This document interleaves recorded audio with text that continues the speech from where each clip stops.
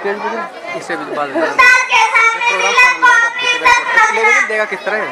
अरे सर प्यारी बहन मेहमान का वीज़ा क्या है?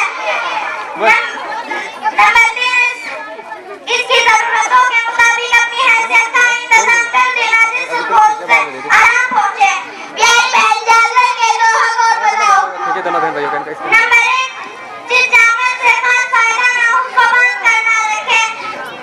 किसी जानवर को अपने निशाने के लिए कत्ल ना करे।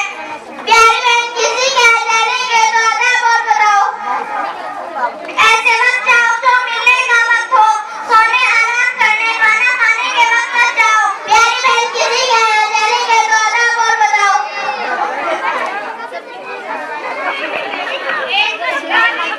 प्यारी बहन महफिल के गलगोला बंद करो। जहाँ जगह मिल जाए वहीं बैठ जाओ, कानाफूसी मत करो।